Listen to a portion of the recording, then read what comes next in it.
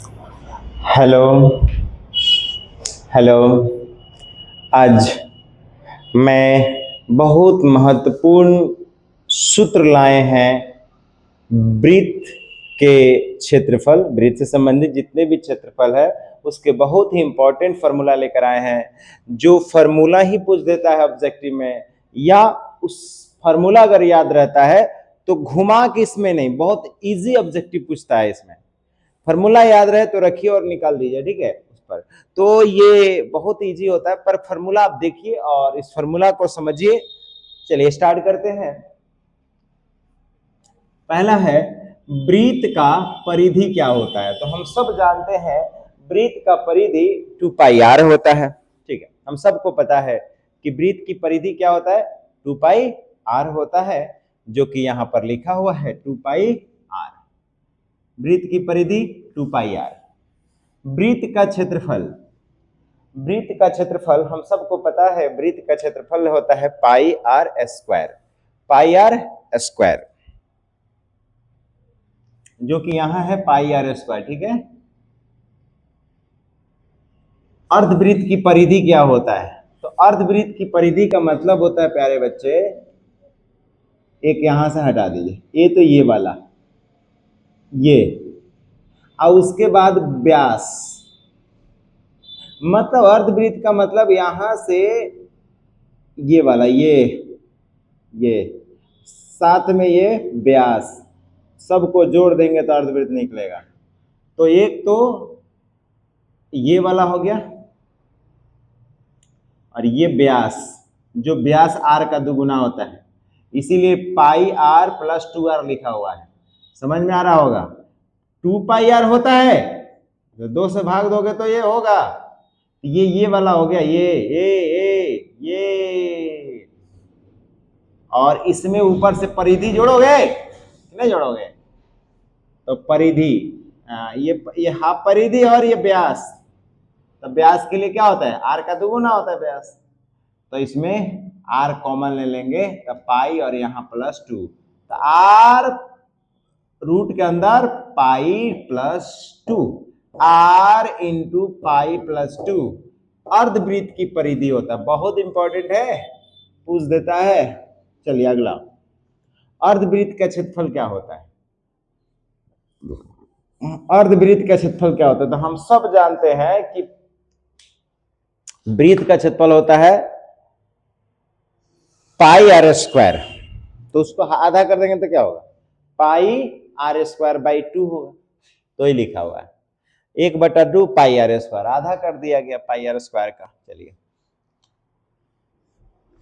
त्रिज्या खंड का क्षेत्रफल हम सबको पता है, त्रिज्या खंड का क्षेत्रफल क्या होता है, थीटा बाटा 360, थीटा बाटा 360, थीटा बाटा 360 और pi R square, pi R square. तो जो भी थीटा का मान होगा वो रख लेंगे, और 360 पाई आर स्क्वायर। चलिए, तो वृत्त खंड होता क्या, मैं आपको बता दूं। त्रिज्या खंड होता क्या है, मान लिया केंद्र है, तो ये आपका रेडियस हो गया, ये आपका रेडियस हो गया। तो दोनों रेडियस कितना का एंगल पर यहाँ झुका हुआ है, तो यही आपका थीटा ऊपर वाला। तो थीटा समझ गए। तो वही त्रिज्या खंड का क्षेत्रफल यही होता है। यहाँ का थीटा हो गया 360, ये वाला ले लेंगे अब बाटा 360, तो यही कहलाता है त्रिज्या, ठीक है। सूत्र आते हैं वृत्त खंड का क्षेत्रफल। तो वृत्त खंड का क्षेत्रफल होता है थीटा 360 पाई आर स्क्वायर, यानी त्रिज्या खंड के क्षेत्रफल में से त्रिभुज का क्षेत्रफल घटा दीजिए 1/2 आर स्क्वायर साइन थीटा। अब कहेंगे आपको समझ में नहीं आया होगा, तो इसीलिए ना कहते हैं इधर उधर पढ़ाई मत कीजिए, सीधे मेरे सेंटर पर आइए, ठीक है। तो देखिए, ये देखिए, यानी वृत्त खंड किसे कहते हैं, देखिए, तो जो हम पेंट किए ना वही वृत्त खंड है,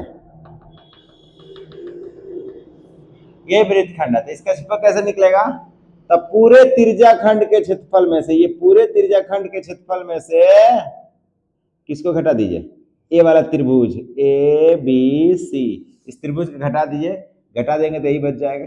ठीक, चलिए ये हो गया। हाँ, तो त्रिज्याखंड का क्षेत्रफल ये होता है, पर उसमें से हमें आर कॉमन दिख रहा था, तो आर स्क्वायर बाहर कर दिए तो थीटा 360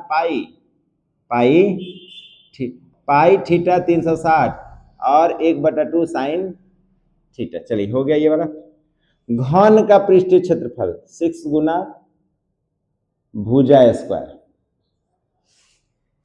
घन का आयतन भुजा क्यूब, भुजा को 3 बार गुना कर देंगे। घन का विकर्ण √3a, घन का विकर्ण √3a, यानी √3 गुना भुजा। यहाँ a का मतलब कुछ नहीं है, भुजा है, जैसे भुजा है तो ये भी भुजा है, √3 गुना भुजा। घनाभ का पृष्ठीय क्षेत्रफल, ये जो जानते हैं हम लोग। घन का आयतन बहुत जानते हैं इसको अच्छे से। घनाभ का विकर्ण इसे जान लीजिए, ये घन का विकर्ण है, यहाँ पर ये घन का विकर्ण, याद रखिए सूत्र। ये घनाभ का विकर्ण, वृत्तकार बेलन का आयतन, ये वृत्तकार बेलन बलय जिसका केंद्र एक ही हो, है ना, ये बड़ा आर हो गया, ये छोटा आर हो गया, तो इसका आंसर होगा पाई बड़ा आर में से छोटा स्क्वायर इंटू में। तो वृत्तकार वलय का क्षेत्रफल आप लोग याद रखिए, पाई आर स्क्वायर माइनस छोटा आर स्क्वायर। आप वृत्त के चतुर्थांश का क्षेत्रफल, तब वृत्त के क्षेत्रफल को 4 भाग से भाग दे दीजिए, तो ये पाई आर स्क्वायर बटा 4 हो जाएगा, वही 1/4 और पाई आर स्क्वायर। तो बहुत इंपॉर्टेंट क्वेश्चन है, इस बहुत इंपॉर्टेंट है, जिसे रिलेटेड चार्ज क्वेश्चन तो आपको इससे फॉर्मूला से रहता है, और ये याद हो गया ना तो सब्जेक्टिव मक्खन की तरह निकलेगा। ये याद नहीं रहा तो सब्जेक्टिव मक्खन की तरह नहीं निकलेगा। तो एक तो ऑब्जेक्टिव के लिए याद कर लीजिए और सब्जेक्टिव के लिए, ठीक है। देखिए क्षेत्र वाला में जब तक सब्जेक्टिव फॉर्मूला याद नहीं है तब तक नहीं निकलेगा, ठीक है। तो बेहतर करने के लिए फॉर्मूला को रट्टा मार लीजिए, है ना।